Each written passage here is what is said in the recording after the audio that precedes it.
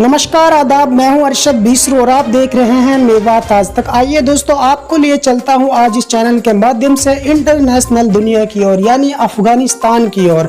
अफगानिस्तान से जो दिल दहलाने वाली खबर सामने प्रकाश में आ रही है, वो खबर आपको विस्तार से बताऊंगा। लेकिन उससे पहले आपको ये बता देना चाहता हूँ, मैंने पिछली वीडियो में भी आपसे कहा था कि मैं अगली वीडियो में विस्तार के साथ बताऊंगा कि आखिर हमारे देश को तालिबानियों से किस तरीके से खतरा है। लगातार गोदी मीडिया चिल्ला रहा है कि तालिबानी आएंगे तो भारत को खतरा है। तो चलिए मैं आपको विस्तार से बताता हूं कि किस तरीके से तालिबानियों से, यानी अफगानिस्तान की सत्ता पर तालिबान काबिज हो जाता है, तो उसके बाद में हमारे मुल्क को किस तरीके से खतरा है। तो चलो तो जुड़े रहिए मेरे तो दोस्तों। तो चलिए दोस्तों बताता हूं। तो उससे लेकिन दोस्तों नमस्कार आदाब, मैं हूं अरशद बिसरू और आप देख रहे हैं मेवात आज तक। आइए दोस्तों, आपकी जानकारी के लिए एक बड़ी खबर दिखा रहा हूं। जिस तरीके से गोदी मीडिया चिल्ला रहा है कि अफगानिस्तान की सत्ता पर यानी तालिबानी अगर काबिज हो जाते हैं तो भारत को खतरा है। आज पूरे दिन मैं इसकी तह में गया हूं, आखिर वो कौन सा खतरा है जो भारत को, एक छोटे से मुल्क अफगानिस्तान से खतरा है। क्योंकि हमारा देश भी कोई छोटी ताकत नहीं है आज के वक्त में। तो मैं बड़ा हैरान था, आखिर हमारे देश को अफगानिस्तान से किस तरीके से खतरा हो सकता है। तो चलिए मैं आपकी जानकारी के लिए बता देता हूं कि पहला खतरा तो यह है कि जब भी भारत पर किसी ने आक्रमण किया था तो वो अफगानिस्तान के रास्ते ही वो लोग यहां पर आए थे, वो आक्रमणकारी आए थे, और जिनमें ज्यादातर अफगानिस्तान के काबुल शहर से भारत पर आक्रमण करने आए थे। अब उनमें चाहे आप मुगलों को लगा लीजिए या फिर किसी और को लगा लीजिए, लेकिन कुल मिलाकर बात यह है कि अफगानिस्तान के रास्ते ही भारत पर ज्यादातर आक्रमणकारी आए हैं। तो चलिए आपको बता देता हूं कि तालिबानियों को खदेड़ने के लिए भारत सरकार ने अफगान सरकार के साथ पूरा सहयोग किया था, और भारी मात्रा में भारत ने जो है अफगानिस्तान में निवेश किया है, वहां पर अपना बिजनेस कॉन्टैक्ट बढ़ाया है। हकीकत तो यह है कि अरबों खरबों का निवेश मोदी सरकार ने अफगानिस्तान में किया है, यानी कि वो खरबों रुपए का निवेश भारत सरकार ने अफगान सरकार के साथ मिलकर अफगानिस्तान में किया है। लेकिन खतरा की जो बात बताई जा रही है वो यह है कि जब से तालिबान सक्रिय हुए हैं, एक के बाद एक जिले को फतेह कर रहे हैं, यानी आक्रमण कर फतेह कर रहे हैं, और भगदड़ मची हुई है अफगान सरकार की उस सेना के अंदर। जो वहां की सरकार है, उसकी जो सेना है, उसमें भगदड़ मच रही है, आम लोगों में भगदड़ मच रही है, और अफगानिस्तान का हर एक शहर पर लगातार जो है बम बारूद फेंके जा रहे हैं तालिबानियों की तरफ से। दुनिया भर की मीडिया ये बता रही है कि 80% तालिबानियों का कब्जा अफगानिस्तान पर अब हो चुका है। महज काबुल बचा है और काबुल के आसपास का इलाका बचा है। काबुल राजधानी है अफगानिस्तान की, और जो अफगान सरकार और अफगान सेना है उनके पास बस एक 20% एरिया, यानी काबुल और उसके आसपास का एरिया बचा है। अगर यूं ही मामला चलता रहा तो कुछ ही दिन बाद, या फिर यूं कहूं कि कुछ ही घंटे बाद, तालिबानी पूरे अफगानिस्तान पर अपना कब्जा जमा लेंगे।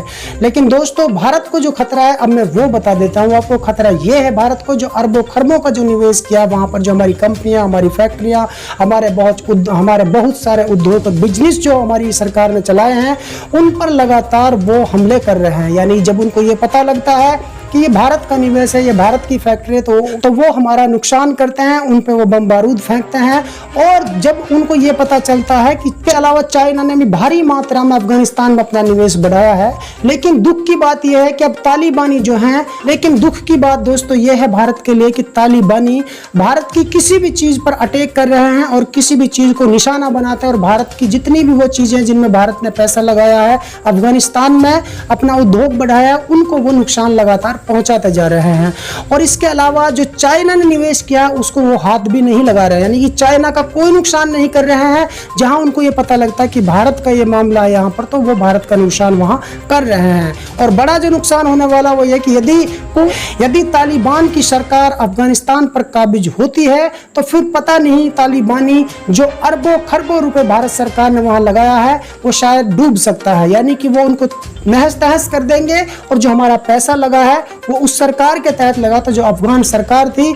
अब किसी ने कहा कि ना रहे बांस और ना बजे बांसुरी। जब अफगान सरकार ही नहीं बचेगी तो फिर हमारा निवेश कहां से बचेगा। तो इसलिए भारत सरकार के लिए अरबों खरबों का नुकसान अफगानिस्तान के इस जंग से हो रहा है। तो दोस्तों, ये था वो भारत के लिए खतरा। अन्यथा ऐसा नहीं है कि अफगानिस्तान कोई भारत को हरा सकता है या फिर भारत पर हमला कर सकता है, ऐसा नहीं है। और उनकी इतनी औकात भी नहीं है कि जो भारत पर वो हमला कर सकते हैं। लेकिन दोस्तों गलती नजर आ रही है, कहीं ना कहीं मोदी सरकार की नजर आ रही है, क्योंकि इनको पता था जब 20 साल तक दुनिया के सुपर पावर मुल्क से तालिबानी नहीं दबे और नहीं डरे, लगातार उनसे लड़ते रहे, आखिरकार अमेरिका ने तालिबानियों के आगे 20 साल बाद घुटने टेक दिए और दुम दबाकर तालिबानियों के डर से मैदान छोड़कर भाग निकले।